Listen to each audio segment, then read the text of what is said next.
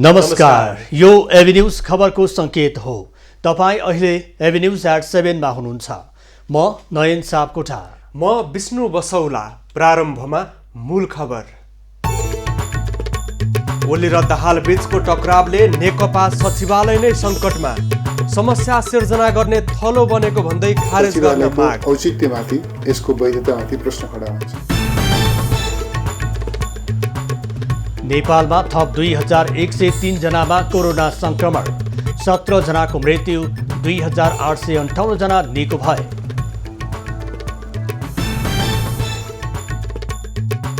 Corona संक्रमित अधिकांश बिरामी घरमै, जोखिम झन बढ्यो, विशेष सतर्कता अपनाउन चिकित्सकको आग्रह। सकेसम्म होम आइसोलेसन नबस्नु हो। कैलालीको धनगढीमा राजतन्त्रको पक्षमा प्रदर्शन, हिन्दू राष्ट्र पुनर्स्थापना र संघीयता खारेजीको माग।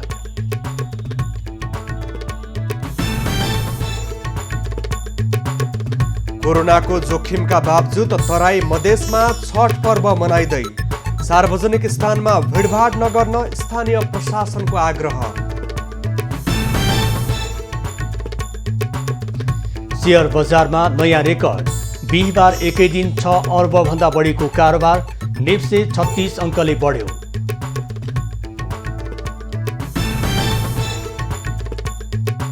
र अफगानिस्तानमा अस्ट्रेलियाली सैनिकको ज्यादती, आतंकवादी विरुद्धको लडाईँको नाममा सर्वसाधारणको हत्या गरेको खुलासा।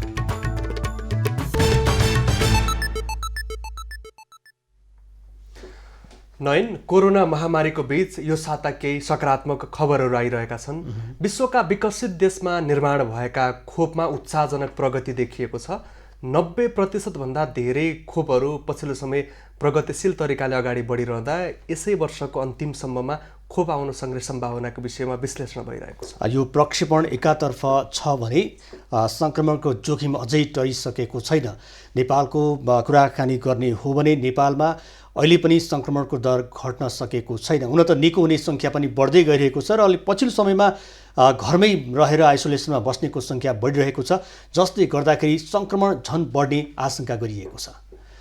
अब खबरको सिलसिला प्रारम्भ गरौँ कोरोना सङ्क्रमण सम्बन्धी प्रसङ्गबाट। पछिल्लो 24 घण्टामा नेपालमा थप 2103 जनामा कोरोना सङ्क्रमण पुष्टि भएको छ। 9805 वटा नमुना PCR विधिबाट परीक्षण गर्दा 1239 जना पुरुष र 864 जना महिलामा सङ्क्रमण पुष्टि भएको हो। यो सँगै नेपालमा कोरोना भाइरस सङ्क्रमित हुनेको सङ्ख्या 2,15,020 पुगेको छ। पछिल्लो 24 घण्टामा प्रदेश 1 मा 290, प्रदेश 2 मा 77, बागमती प्रदेशमा 1387, गण्डकी प्रदेशमा 154, लुम्बिनी प्रदेशमा 165, कर्णाली प्रदेशमा 6 र सुदूरपश्चिम प्रदेशमा 24 जनामा सङ्क्रमण देखिएको छ। काठमाडौँ उपत्यकामा थप 1229 जनामा कोरोना भाइरस सङ्क्रमण पुष्टि भएको छ। काठमाडौँमा 965 जना, भक्तपुरमा 75 र ललितपुरमा 189 जना सङ्क्रमित थपिएका छन्। पछिल्लो 24 घण्टामा कोरोना मुक्त भएर 2858 जना डिस्चार्ज भएका छन्। नेपालमा हालसम्म कोरोना मुक्त हुनेको सङ्ख्या 1,85,638 पुगेको छ। कोरोना सङ्क्रमण निको हुने दर 86.3% रहेको छ। अहिले देशभर सक्रिय सङ्क्रमितको सङ्ख्या 28,106 रहेको छ। तीमध्ये 25,347 जना होम आइसोलेसनमा र संस्थागत आइसोलेसनमा 2,759 जना रहेको स्वास्थ्य मन्त्रालयले जनाएको छ। सङ्क्रमित मध्ये 380 जना आइसियुमा र 62 जना भेन्टिलेटरमा उपचार गराइरहेका छन्। कोरोना भाइरस सङ्क्रमण पहिचानका लागि हालसम्म 16,33,559 वटा नमुना PCR विधिबाट परीक्षण गरिएको छ। अहिले देशभरका क्वारेन्टिनमा बस्नेको सङ्ख्या 767 जना रहेका छन्। त्यस्तै पछिल्लो 24 घण्टामा नेपालमा थप 17 जनाको कोरोना सङ्क्रमणबाट मृत्यु भएको छ। यो सँगै नेपालमा कोरोना सङ्क्रमणबाट मृत्यु हुनेको सङ्ख्या 1,276 पुगेको छ। पछिल्लो समय संस्थागत आइसोलेसनमा भन्दा घरमा आइसोलेसनमा बस्नेको सङ्ख्या धेरै रहेको छ। तर घरमा आइसोलेसनमा बस्दा सङ्क्रमणले ल्याउन सक्ने जटिलता र सावधानी नअपनाउँदा जोखिम बढ्दो छ। सरकारले लक्षण नभएका कोरोना संक्रमितलाई घरमै आइसोलेसनमा बस्न सल्लाह दिँदै आएको छ। साथै संस्थागत आइसोलेसनको तुलनामा घरमै आइसोलेसन सहज तथा व्यवस्थित हुने भएकाले घरमा आइसोलेसनमा बस्नेको संख्या बढी छ। स्वास्थ्य मन्त्रालयको तथ्याङ्क अनुसार सक्रिय संक्रमित मध्ये करिब 90% बिरामी घरमै आइसोलेसनमा छन्। तर जटिल प्रकृतिका संक्रमित घरमै बस्दा जोखिम बढेको विज्ञहरू बताउँछन्। जटिल अवस्थाका भनेको मतलब चाहिँ अब सास फेर्न गाह्रो छ, लामो समयदेखि ज्वरोहरू आइरहेछ र कोरोना सङ्क्रमित पुष्टि भइसकेको अवस्था छ भने चाहिँ सकेसम्म होम आइसोलेसन नबस्नु होला। किन भन्दाखेरि चाहिँ त्यो कुनै पनि समयमा एउटा एक प्रकारको दुर्घटना निम्टिन सक्छ। त्यस्तो अवस्थाको जो कोही पनि हुनुहुन्छ भने चाहिँ अस्पतालमा भर्ना भएर उपचार लिनु होला भन्ने चाहिँ म चाहन्छु। घरमा आइसोलेसनमा बस्दा संक्रमित व्यक्तिले लक्षण नदेखिए पनि आवश्यक स्वास्थ्य सावधानी भनी अपनाउनु पर्ने हुन्छ। संक्रमित व्यक्तिले आइसोलेसनमा बस्दा संक्रमणले पार्ने जटिलताका बारेमा हेल्थ चेक गर्न नहुने चिकित्सकहरू बताउँछन्। उनीहरूले श्वास फेर्न कतिको सहज छ वा गाह्रो भएको छ भन्ने हेक्का सधैँ राख्नुपर्छ।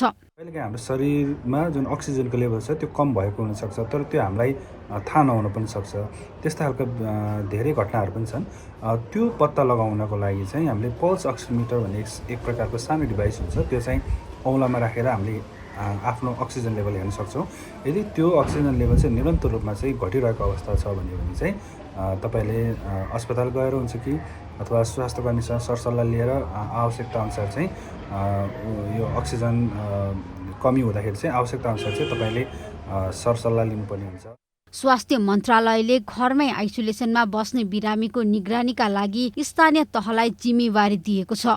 तर स्थानीय तहले घरमै आइसोलेसनमा बसेकालाई स्वास्थ्य परामर्श दिने र स्वास्थ्य अवस्थाबारे जानकारी लिने व्यवस्थालाई कार्यान्वयन गरेको देखिँदैन, जसका कारण स्वास्थ्यमा जटिलता आएको अवस्थामा कहाँ र कुन अस्पतालमा उपचार गर्ने अन्योलतामै कतिपय संक्रमितको ज्यान जाने गरेको छ। एभी न्यूज खबरका लागि त्रिकुडा भट्टराई बस्नेत, काठमाडौँ। कोरोना संक्रमणका कारण बन्द भएको लामो समय बित्दा पनि सिनेमा हल खुल्न नसक्दा यस क्षेत्रका सरकारवालाहरू मर्कामा परेका छन्। कोरोना संक्रमणको त्रासका कारण बन्द भएका प्राय अधिकांश क्षेत्र खुला भइसक्दा पनि नेपालका सिनेमा हल भने अझै बन्द रहेका हुन्। सरकारले बन्द रहेका सिनेमा हल खोल्न अनुमति नदिएका कारण यस क्षेत्र थप धराशायी बनेको सरकारवालाहरूको भनाइ छ। चलचित्र कर्मीहरूले दशैं अगाडि नै सिनेमा हल खोल्न सरकार समक्ष आग्रह गरेका थिए। लामो समयसम्म हल नखोलिँदा करोडौँ लगानी डुब्ने अवस्थामा पुगेको हल सञ्चालकहरूले गुनासो गरेका छन्।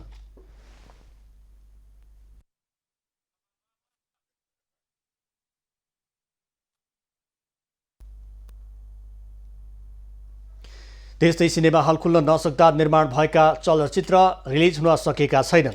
सबै क्षेत्र खोलिएको अवस्थामा अब सिनेमा क्षेत्र पनि खोलिनुपर्ने चलचित्र विकास बोर्डको माग छ। कम्तीमा 50% भन्दा माथि अकुपेन्सीमा सिनेमा हल सञ्चालन गर्न पाउनुपर्ने, निर्माता सङ्घले नयाँ सिनेमा रिलिज गर्दा लगानीको 20% रकम निर्मातालाई सरकारले दिनुपर्ने लगायत माग बोर्डले अघि सारेको छ। कोभिड-19बाट प्रभावित उद्योग व्यवसायका श्रमिकहरूको पारिश्रमिक भुक्तानी र व्यवसायलाई निरन्तरता दिनका लागि सञ्चालन पुँजी उपलब्ध गराउन सरकारले व्यावसायिक निरन्तरता कर्जा प्रवाह कार्यविधि 2077 जारी गरेको छ। अर्थ मन्त्रालयको प्रस्तावमा 50 अर्बको कोष स्थापना गर्ने गरी मन्त्री परिषदको बैठकले कार्यविधि निर्देशिका स्वीकृत गरेको हो। कार्यविधि अनुसार सहुलियत कर्जा उपलब्ध गराई व्यवसायको निरन्तरता दिन सरकारले नेपाल राष्ट्र बैंकमा आवश्यक रकमको व्यवस्था गर्नेछ। उक्त रकम कोभिडबाट प्रभावित उद्योग व्यवसायलाई निरन्तरता दिन र श्रमिक कर्मचारीको तलब भत्ता उपलब्ध गराउन सहुलियत कर्जाको रूपमा बैंकहरू मार्फत उपलब्ध गराइनेछ।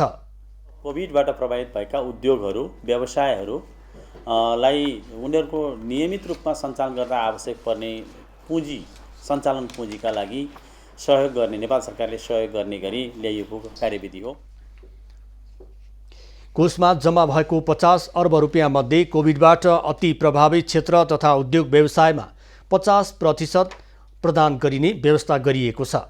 त्यस्तै मध्यम प्रभावित क्षेत्रमा 15 अर्ब रुपियाँ र कम प्रभावित क्षेत्रमा 10 अर्ब रुपियाँ कर्जा परिचालन हुनेछ। व्यवसायले आफ्नो सम्पत्ति वा परियोजना नै धितो राखेर कर्जा प्राप्त गर्न सक्ने व्यवस्था गरिएको छ।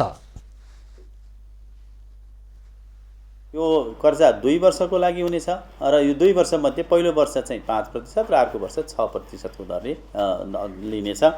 यो कर्जा प्राप्त गर्ने व्यवसायीले आफ्नो सम्पत्ति वा आफ्नो परियोजना नै धिता र धितो राखेर कर्जा प्राप्त गर्न सकिने व्यवस्था चाहिँ अहिलेको व्यवस्था गरिएको छ। सहुलियत कर्जा 2 वर्षका लागि उपलब्ध हुनेछ भने पहिलो वर्ष 5% ब्याज दर लाग्नेछ। त्यसैगरी दोस्रो वर्ष 6% ब्याज दर कायम हुनेछ।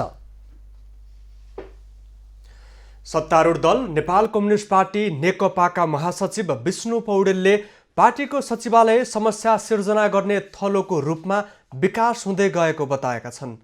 पार्टीको मुख्य नेतृत्वको रूपमा मान्यता पाएको सचिवालय आन्तरिक समस्या समाधान गर्ने भन्दा समस्या सिर्जना गर्ने थलोको रूपमा विकसित हुँदै गएको पौडेलको भनाइ छ।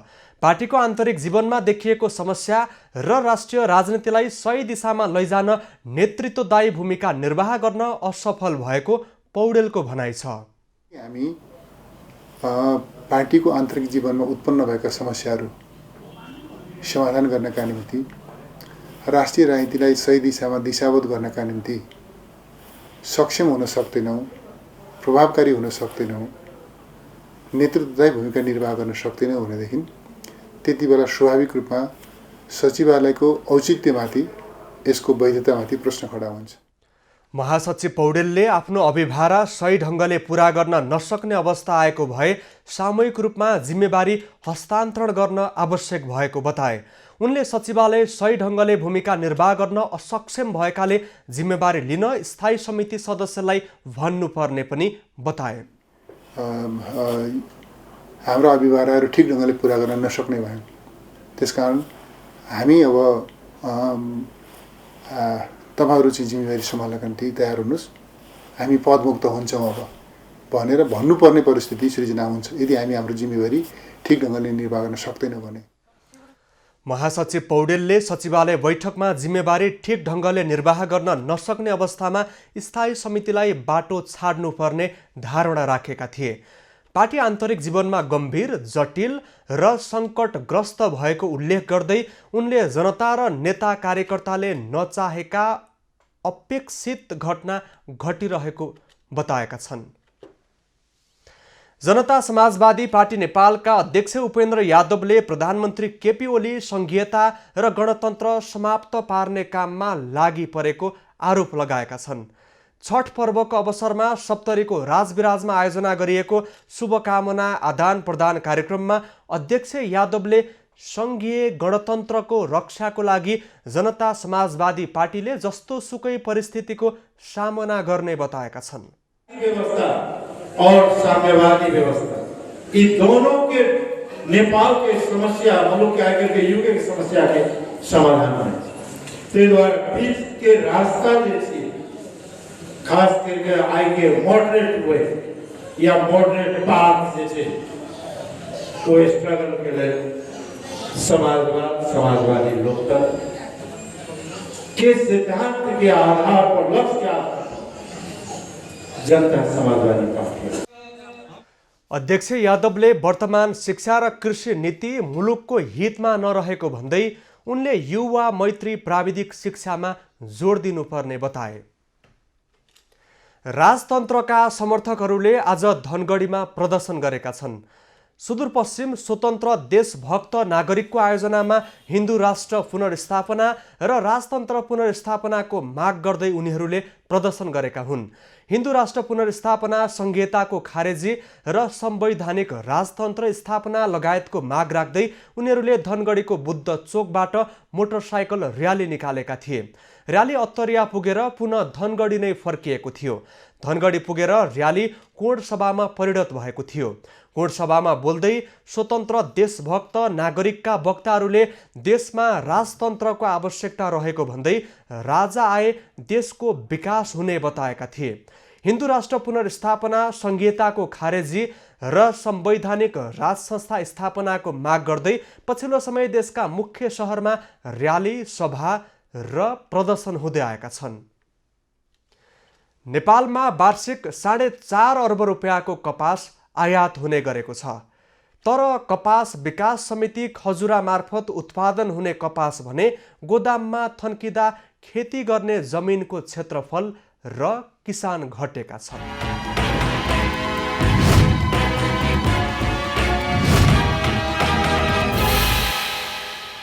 दर्शकवृन्द, कपास भन्न बित्तिकै नगदे बालीको रूपमा मानिन्छ। बाँकीको खजुरामा कपास विकास समिति मार्फत पश्चिमका केही जिल्लाहरूमा कपास खेती गरिँदै आएको छ, तर पछिल्लो समय कपास खेती गर्ने किसानहरू भने घट्दो अवस्थामा छन्। नगदी बालीको रूपमा रहेको कपास खेती गर्ने किसानहरू विगतको तुलनामा घट्दै गएका छन्। कपास विकास समिति खजुराले उत्पादन गरेको र किसानबाट खरिद गरेको कपास सहज सोचे अनुरूप बिक्री नहुँदा गोदाममै थन्किएको छ। पहिले 5 जिल्लामा खेती हुने कपास अहिले बाँके, बर्दिया र दाङमा मात्र सीमित खेती हुने गरेको छ। गत वर्ष 85 बिघा क्षेत्रफलमा भएको कपास अहिले 80 बिघामा झरेको छ। गत वर्ष 94 मेट्रिक टन कपास उत्पादन भएकोमा यस वर्ष क्षेत्रफल घटे पनि उत्पादन भने 100 मेट्रिक टन बढ्ने लक्ष्य कपास विकास समिति खजुराको भनाइ छ। यो कपासलाई बिक्री गर्नु पनि एउटा समस्या देखिया छ। त्यसको लागि अब कुनै उद्योगहरू स्थापना पुनः सञ्चालन गराउने हो भनेपछि हेटौँडा कपडा उद्योग या बुटवल धागो उद्योगहरू मध्ये यसलाई बिक्री गर्ने अझै राम्रो हुन्थ्यो। कपास लगाएदेखि उत्पादन हुँदासम्म प्राविधिक सहयोगका साथै किसानले उत्पादन गरेको कपासको मूल्य किसानको घरमै पुगेर खरिद गरी चेक दिने गरिएको छ। किसानका लागि खरिदको ग्यारेन्टी भए पनि किसान भने आकर्षित हुन सकेका छैनन्। केन्द्रीय सरकारले हेर्यो, किसानको हातमा केही पनि नभएको हुँदा र सरकारले वास्तव्यस्त नगरेको हुँदा हाम्रो बाली इच्छा गर्दा गर्दै पनि ऋणमा डुबेर जग्गा बेच्नुपर्ने अवस्था भएर किसानले छोडेका हुन्। कपास विकास समितिका अनुसार करिब 4 करोड मूल्य बराबरको 203 मेट्रिक टन प्रशोधित कपास 6 वर्षदेखि बिक्री नहुँदा गोदाममा थन्क्याउनु परेको छ। विगतमा हेटौडा कपडा उद्योग र बुटवल धागो कारखानाले कपास खरिद गर्दै आएकोमा ती दुवै उद्योग बन्द भएपछि उत्पादित कपास खेर जाने अवस्था आएको हो। सङ्घ, प्रदेश र स्थानीय तह 3 तहको सरकार भइसकेको अवस्थामा यी 3टै सरकारको समन्वयमा कपास खेतीलाई अगाडि बढाउन सक्ने हो भने नेपालभित्रै यो कपासले आत्मनिर्भर हुन सक्छ। एभिन्यूज खबरका लागि खम्ब प्रसाद पुनका साथमा दुर्गा रोकाए, जमुनी, बर्दिया।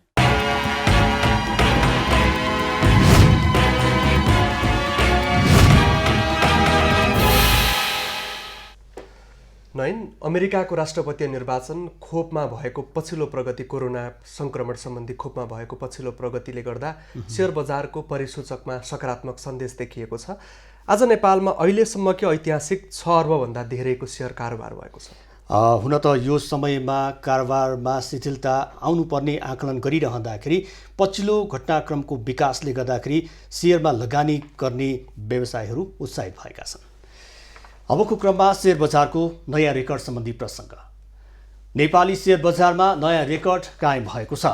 साताको अन्तिम दिन बिहिबार शेयर कारोबार 6 अर्ब 11 करोडभन्दा बढी भएर नयाँ रेकर्ड बनाएको हो।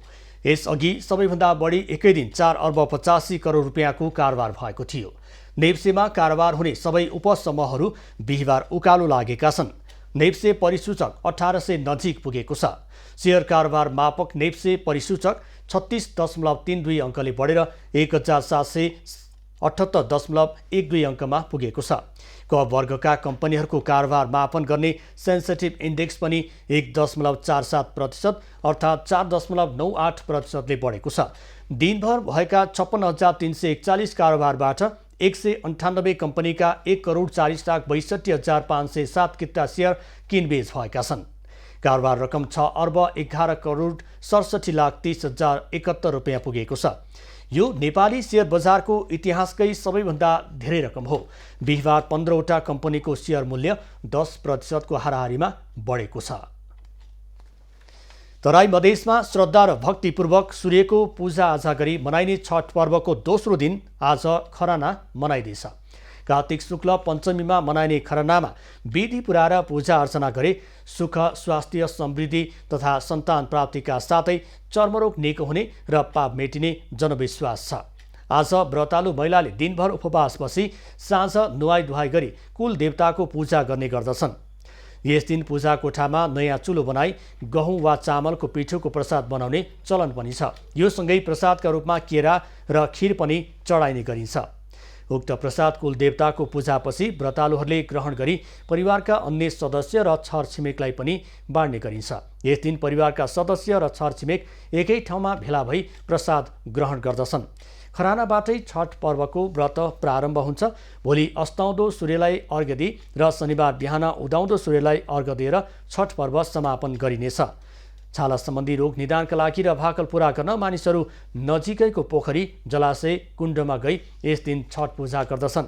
खास गरी प्रकृतिलाई पूजा गरिने भएकोले यस पर्वले धनी गरिब जस्ता विभेद, कुरीति एवं विसङ्गतिलाई अन्त्य गर्न समेत सहयोग गर्दै आएको विश्वास गरिन्छ। संस्कृति, पर्यटन तथा नागरिक उड्डयन मन्त्री योगेश भट्टराईले प्रदेश 2लाई धार्मिक तथा सांस्कृतिक पर्यटनको रूपमा विकास गरिने बताएका छन्। छठ पर्वको अवसरमा वीरगञ्जको घडीअरुवा पोखरीमा आयोजित कार्यक्रममा मन्त्री भट्टराईले धार्मिक तथा सांस्कृतिक पर्यटनका माध्यमबाट यहाँको आर्थिक स्तर वृद्धि गर्ने सरकारको योजना रहेको बताए। प्रदेश नम्बर 2 को विकास निर्माण, यहाँको पर्यटन विकास, संस्कृतिको विकास, भौतिक पूर्वाधारको विकास, शिक्षा, स्वास्थ्य लगायतका सामाजिक विकासमा समेत हामी 3 तहको सरकार यसरी नै घनिष्ठ सम्बन्ध राख्दै अगाडि बढ्यौं भने यो देशको आर्थिक समृद्धि र नेपाली जनताको खुशियाली टाढा छैन। कार्यक्रममा प्रदेश 2 का मुख्यमन्त्री लालबाबु राउत, वीरगञ्ज महानगरपालिकाका मेयर विजय सराबगी लगायतको उपस्थिति रहेको थियो। विगतका वर्षहरूमा नदी किनारमा भव्य रूपमा छठ पर्व मनाउने गरिन्थ्यो, तर यस वर्ष कोरोना संक्रमणका कारण सुनसरी र मोरङ जोड्ने गंगा नदीको किनार सुनसान रहेको छ। यो सुनसरी र मोरङ जिल्लालाई जोड्ने ऐतिहासिक वृद्धगंगा नदी हो। सूर्य देवताको उपासना गरी मनाइने छठ पर्व यस नदी किनारामा समेत भव्य रूपमा मनाउने गरिन्छ, तर छठको दोस्रो दिन आज यहाँ सुनसान छ। कोरोनाका कारण सामूहिक रूपमा धार्मिक गतिविधि समेत नगर्न स्थानीय प्रशासनले आग्रह गरेपछि यो नदीमा यस वर्ष छठको तयारी गरिएको छैन।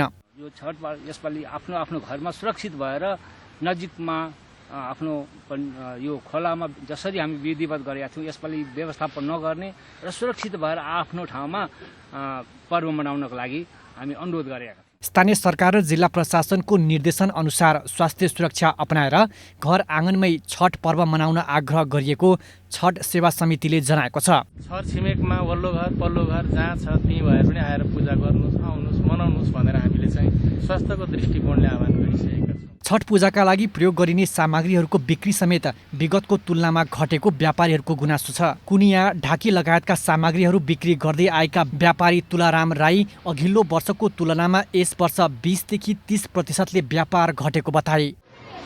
व्यापार त 20-30% चाहिँ अलिक कम भयो। अघिल्लो वर्ष वृद्धगंगा नदी किनारामा 400 बढी पूजा घाट छठ सेवा समितिले निर्माण गरेको थियो। सुनसरी ब्युरोको रिपोर्ट। नेपालले पूर्ण सरसफाई देश घोषणा गरेको 1 वर्ष बितिसक्दा समेत राजधानीमा न त सार्वजनिक शौचालय छन् न त हात धुने धारा पानी। विश्व शौचालय दिवस मनाउँदै गर्दा राजधानी लगायत मुख्य शहरी क्षेत्रमा समेत सार्वजनिक शौचालय निर्माण हुन सकेका छैनन्। भएका केही शौचालय समेत प्रयोग गर्न योग्य छैनन्। 19 नोभेम्बर विश्व शौचालय दिवस। नेपालमा सन् 2013 देखि विश्व शौचालय दिवस मनाउने गरिएको छ। शौचालय दिवस मनाइरहँदा देशका मुख्य सहरहरूमै सार्वजनिक शौचालयको अभाव छ। गण्डकी प्रदेशको दोस्रो व्यापारिक केन्द्र बागलुङमा सार्वजनिक शौचालयको बेहाल अवस्था एउटा उदाहरण मात्र हुन सक्छ। बागलुङ जिल्लालाई 5 वर्ष अघि खुला दिशामुक्त घोषणा गरिएको थियो। उक्त अभियानलाई निरन्तरता दिनको लागि बागलुङ बजारमा केही सार्वजनिक शौचालय बनाइएको भए पनि नगरपालिकाले त्यस्ता शौचालय प्रयोगमा आउन नपाउँदै सडक विस्तारको नाममा मास्न थालेको छ। शौचालय दिवस मनाउने कुरा आउँछ, खुला दिशामुक्त बनाउने भन्ने कुरा आउँछ। अब जनताहरूले उपयोग गर्न पाउने गरेर शौचालयहरू छैन, उचित प्रकारको पानीको व्यवस्था छैन, धेरै नै समस्या भइरहेको अहिलेको अवस्था। कतिपय शौचालय नगरपालिकाले सडक विस्तारको नाममा भत्काएको छ भने कतिपय गुठी विवादको कारण अलपत्र परेका छन्, जसका कारण पर्यटकहरू होटल र निजी घरका शौचालय प्रयोग गर्न बाध्य छन्। बागलुङमा सार्वजनिक शौचालयको व्यवस्थापन गर्नुपर्ने एउटा प्रकारको आवश्यकता छ। बागलुङबाट बाहिरबाट आउने पाहुनाहरू हामी बाहिर निकाल्दाखेरि चाहिँ अब व्यक्तिका घर र चाहिँ अब यो होटेलहरू चाहिँ प्रयोग गर्नुपर्ने अवस्था भएको हुनाले अब होटेलको चाहिँ पनि आफ्नै समस्या हुन्छ, किनभने सरसफाइ गर्नु पर्यो। विश्व स्वास्थ्य संगठनका अनुसार शहरी क्षेत्रमा 300 मिटरको दूरीमा सार्वजनिक शौचालय हुनुपर्छ। तर खुल्ला दिशामुक्त जिल्ला घोषणा गरेको 5 वर्षसम्म पनि बागलुङ लगायत अन्य सहरहरूमा सो प्रावधानको कार्यान्वयन हुन सकेको छैन। एभिन्यूज खबरका लागि बागलुङबाट राजेश चन्द्र राज भण्डारीको रिपोर्ट। ललितपुर महानगरपालिकाको मङ्गल बजारमा स्मार्ट शौचालय सञ्चालनमा आएको छ। विश्व शौचालय दिवसका अवसरमा आज महानगरपालिकाका प्रमुख श्री बाबु महर्जनले स्मार्ट शौचालयको उद्घाटन गरेका हुन्। उनले नेपालभरि बनेका सार्वजनिक शौचालय मध्येको व्यवस्थित र उच्च स्तरको शौचालय मङ्गल बजारमा निर्माण भएको बताए। हामीले अहिले धेरै ठाउँमा यसको अन्य शौचालयहरू बनाउनको निमित्त हामी प्रयासरत छौँ र यो भनिरहँदाखेरि कुनै ठाउँमा चाहिँ निर्माण सुरु भइसकेको छ, सिद्धिन लागेको छ र कुनै ठाउँमा चाहिँ यसको चाहिँ डिटेल डिजाइनहरू भइरहेको छ भने कुनै ठाउँमा चाहिँ हामीले चाहिँ मतलब ठाउँको स्पट आइडेन्टिफाई गर्ने कोसिस गरिरहेका छौँ। 25 लाखको लागतमा निर्माण भएको स्मार्ट शौचालय अपाङ्गता वृद्ध र महिला मैत्री पनि रहेको छ। शौचालयमा महिलाहरूको महिनावारीमा प्रयोग हुने स्यानिटरी प्याड पनि मेसिनबाट आफै निकाल्न सकिने व्यवस्था रहेको छ। नेपाल रेड क्रस सोसाइटीले नेपाल सरकारलाई 7वटा भेन्टिलेटर सहयोग स्वरूप उपलब्ध गराएको छ। बिहिबार रेड क्रसकी उपाध्यक्ष शर्मिला कार्कीको नेतृत्वको टोलीले स्वास्थ्य तथा जनसङ्ख्या मन्त्री भानुभक्त ढकाललाई भेन्टिलेटर हस्तान्तरण गरेको हो। रेड क्रसले 7वटै प्रदेशलाई 1-1वटा वितरण गर्ने गरी 7वटा भेन्टिलेटर उपलब्ध गराएको हो। सो अवसरमा मन्त्री ढकालले रेड क्रसले गरेको सहयोगले सङ्क्रमित बिरामीहरूको उपचारका लागि महत्त्वपूर्ण हुने बताए। सङ्गठनहरूको तर्फबाट जे सहयोग प्राप्त भएको छ यसले कोभिड-19 को विरुद्ध लड्ने हाम्रो यात्रालाई अझ सरल गराउनको निम्ति, सहज गराउनका निम्ति सहयोग पुग्ने नै छ। रेड क्रसले उपलब्ध गराएको भेन्टिलेटर मध्ये एउटा भेन्टिलेटर बागमती प्रदेश अन्तर्गत काठमाडौँमा रहेको शुक्रराज ट्रपिकल तथा सरुवा रोग अस्पतालमा आजै उपलब्ध गराइएको छ। स्वास्थ्य तथा जनसङ्ख्या मन्त्रालयलाई यसअघि भारतले 28 र अमेरिकाले 100वटा भेन्टिलेटर उपलब्ध गराएको थियो। खुल्ला मञ्चमा खाना खुवाउँदै आएको हाम्रो टिम नेपालले निशुल्क खाद्यान्न वितरणको अभियान पनि थालनी गर्न थालेको छ। काठमाडौँ महानगरपालिकाले खुल्ला मञ्चमा खाना नखुवाउन आग्रह गरेपछि अहिले परोपकार प्रसुति तथा स्त्री रोग अस्पतालको छेउमा खाना खुवाइरहेको हाम्रो टिम नेपालले खाद्यान्न सहयोग गर्न थालेको हो। महानगरपालिकाले उपलब्ध गराएको स्थानमा आउन नसक्ने र घरमा पकाएर खाने अवस्था भएकाको हकमा निशुल्क खाद्यान्न वितरण गर्न थालिएको छ। सहरको सौन्दर्यमा एउटा चाहिँ हरास आयो, यो नराम्रो हुन थाल्यो भन्न थालेपछि हामीले चाहिँ उहाँहरूले नै भने बमोजिम हामीले उहाँले नै खोजेको ठाउँ यो चाहिँ प्रसुति गृहमा चाहिँ हामीले यसरी निशुल्क भोजन गराइरहेका छौँ हिजोदेखि। महानगरले थापाथली स्थित परोपकार स्त्री तथा प्रसुति रोग अस्पतालको पछाडिपट्टि रहेको खुल्ला ठाउँ उपलब्ध गराएपछि बुधबारबाट सोही ठाउँमा निशुल्क खाना खुवाउन थालिएको छ। नयाँ ठाउँमा शौचालय, खानेपानी, फोहोर फाल्ने ठाउँ लगायतको पूर्वाधार निर्माण महानगरपालिकाले गरिदिने सम्झौता भएको छ। झापाका किसानहरू व्यावसायिक खेती र कृषि पेसातर्फ आकर्षित भए पनि प्राविधिक अभावका कारण विभिन्न खाले समस्या झेल्न बाध्य भएका छन्। प्राविधिक अभावकै कारण जिल्लाका किसानले खेती र अगालेका कृषि पेसामा लाग्ने रोग किराको प्रकोपबाट वर्षेनी लाखौं रुपैयाँ नोक्सानी बेहोर्नु पर्ने बाध्यता रहेको छ। झापा जिल्लामा व्यावसायिक खेती तथा कृषि पेसातर्फ किसानको आकर्षण बढ्दै गए पनि प्राविधिक अभावको कारण विभिन्न खाले समस्या झेल्न किसान बाध्य छन्। खेती तथा विभिन्न कृषिजन्य वस्तुमा लाग्ने रोग किरा र तिनको निदानबारे किसानमा पर्याप्त जानकारी नहुँदा र समस्या समाधानको लागि समयमै प्राविधिक नभेटिँदा किसानले खेतीमा लाग्ने रोग किराको प्रकोपको कारण वर्षेनी लाखौं रुपैयाँ नोक्सानी बेहोर्नु पर्ने अवस्था छ। जिल्लामा किसानले केरा, कागती, सुपारी, मेवा तथा व्यावसायिक कृषिमा मौरी, कुखुरा, गाई, माछा लगायत पालन गर्दै आएका छन्। किराको प्रकोप आउने बेला हुन लाग्यो। जब माग लागेपछि हाम्रो किराले प्रकोप गर्छ। यसमा चाहिँ कसरी गर्ने भन्ने हामी आफ्नै अहिलेसम्म चाहिँ आफ्नै पुरानो साथीहरूको अनुभवको आधारमा व्यवसाय गरेका छौँ र प्राविधिकको खाँचो छ र हामीले अब प्राविधिकहरूलाई पनि बोलाउने कृषि ज्ञान केन्द्रमा पनि हामीले जानकारी दिएको छ। हामीलाई आशा छ आउनुहुन्छ होला, हामीलाई सल्लाह दिनुहुन्छ होला। किसान प्रविधिमा अनभिज्ञ भएकै कारण कृषिमा व्यावसायिकरण हुन सकेको छैन, जसले गर्दा करोडौंको कृषिजन्य वस्तु आयात गर्नुपर्ने अवस्था एकातिर छ भने पछिल्लो समय प्रविधिको प्रयोग गरेर कृषि पेसामा भविष्य खोज्दै गरेका किसान भने प्राविधिक अभावकै कारण बाली, नाली सहित पशुपक्षीमा विभिन्न रोग व्याध लाग्दा करोडौं रुपैयाँ क्षति बेहोर्न बाध्य छन्। मौरीलाई सानोतिनो रोग लागेको गरेको हामी आफै व्यवस्थापन गर्छौँ। हामी मौरीको टट लिएर आएका छौँ। यहाँ उपचार विधि पनि सामान्य है, त्यो अब धेरै डक्टरै त हामी छैनौँ। उपचार विधि हामीले धेरै काम गरिसकेका छौँ, धेरै अगाडि बढिसकेका छौँ। कम्तीमा राज्यले त हामीलाई सहयोग गर्नुपर्छ पर्दैन त्यहाँनिर भन्नु त।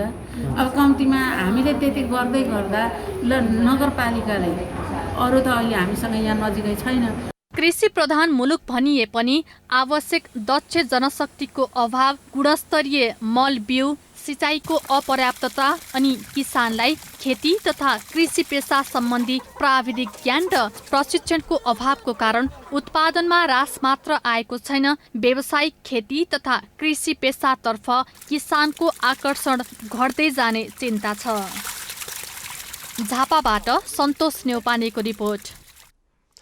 काम सकिएपछि वा बिग्रिएमा घरमा प्रयोग गरिने विद्युतीय सामान फाल्ने सामान्य प्रचलन नै हो, तर बर्दियाका एक 14 वर्षीय बालक त्यस्ता सामग्री सङ्कलन गरी नयाँ सामान बनाउन सक्रिय छन्। घर वरपर होस् वा घर छिमेकमा बिग्रिएका प्रयोग नभई थन्काइएका सामानबाट नयाँ आविष्कार गर्न तल्लीन हुन्छन् बर्दिया बडैयाताल गाउँपालिका बर्मौली टोलका प्राञ्जल गेवालीले विभिन्न प्रविधि प्रयोग गरी नयाँ उपकरण आविष्कार गर्दै आफूलाई बाल वैज्ञानिकको रूपमा पहिचान बनाउन सफल भएका छन्। कोभिड-19 का कारण विद्यालय बन्द भएर सबै बालबालिका घरमै बसिरहेका बेला उनले भने यो समयलाई नयाँ उपकरण बनाउने काममा सदुपयोग गरेका छन्। प्राञ्जलले video camera, CCTV, power bank, mike लगायतका उपकरण बनाएका छन्। यो कामहरू गर्न चाहिँ मलाई यो गुगल हेर्दा यस्तै बनाएको चिजहरू देखेँ, अनि त्यही हेर्दा आफैलाई यस्तो बनाउनु मन लाग्यो। अनि प्रयास गर्दै जाँदाखेरि सक्सेस भएपछि यस्तै अरू चिजहरू पनि बनाएँ। प्रज्वल भगवती सांस्कृतिक तथा साधारण माध्यमिक विद्यालय बडैयाताल 8 तिलकानामा कक्षा 9 मा अध्ययनरत छात्र हुन्। सानै उमेरदेखि पढाइमा अब्बल प्रज्वल यस्ता विषयमा रुचि राख्ने गरेको परिवारको भनाइ छ।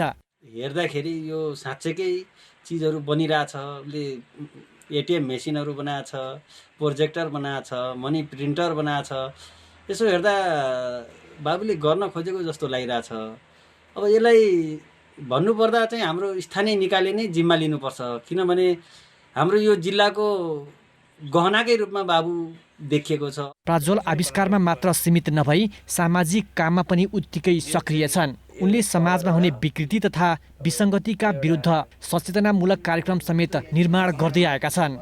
दुर्गा आचार्य, बर्दिया।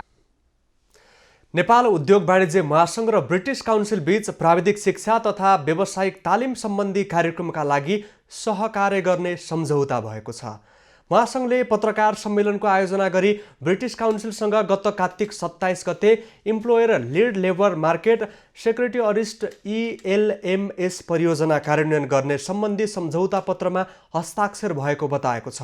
महासङ्घकी अध्यक्ष भवानी राणाले 17,90,11,733 रुपियाँ बराबरको बजेटमा 14 महिने कार्यक्रम लागू हुने बताएकी छिन्। परियोजना मार्फत पर्यटन, निर्माण र कृषि क्षेत्रमा कार्यान्वयन हुने भएको छ। स्किल लेबर हामी उत्पत्ति गर्न सक्छौँ भन्ने कुरामा चाहिँ यो प्रोजेक्टले ध्यान दिन्छ र खास गरी तीनटा सेक्टर छ यसमा। एउटा चाहिँ टुरिज्म सेक्टर, एउटा चाहिँ कन्स्ट्रक्सन सेक्टर, एउटा चाहिँ एग्रिकल्चर सेक्टर, जो मलाई लाग्छ अहिलेको समयमा तीनटै नै एकदमै महत्त्वपूर्ण सेक्टर पनि हो र तीनटै सेक्टरमा चाहिँ एकदम इन्टेन्स त्यहाँ चाहिँ लेबर्सहरू पनि त्यहाँ भएको हुन्छ।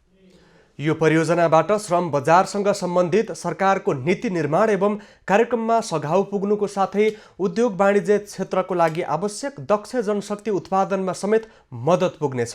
परियोजनाका साझेदार व्यावसायिक संस्थामा नेपाल उद्योग परिसंघ, घरेलु तथा साना उद्योग महासंघ, होटल संघ नेपाल र नेपाल निर्माण व्यवसायी संघ रहेका छन्। अब पालो एबी न्यूज एट स्पोर्ट्सको।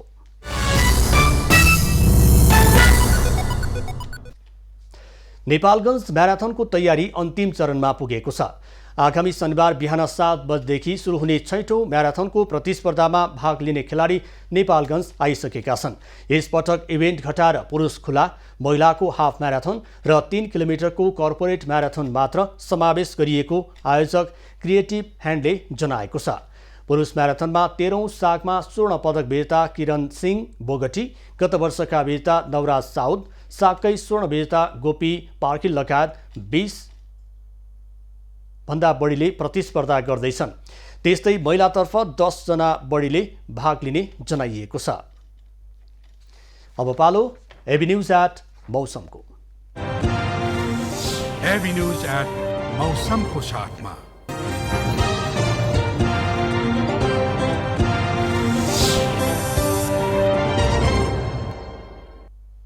पछिल्लो 24 घण्टामा देशभरको मौसममा सामान्यदेखि आंशिक बदली रह्यो। आज राति देशको पहाडी भूभागका साथै प्रदेश 1 र लुम्बिनी प्रदेशको तराई क्षेत्रमा आंशिक बदली भई बाँकी स्थानको मौसम सामान्यतया सफा रहने जल तथा मौसम पूर्वानुमान महाशाखाले जनाएको छ। काठमाडौँ उपत्यकाको आजको अधिकतम तापक्रम 22 डिग्री सेल्सियस र न्यूनतम तापक्रम 6 डिग्री सेल्सियस मापन गरियो। आज देशभरको मौसम कस्तो रह्यो त हेरौँ देशका विभिन्न स्थानको मौसमी अवस्था।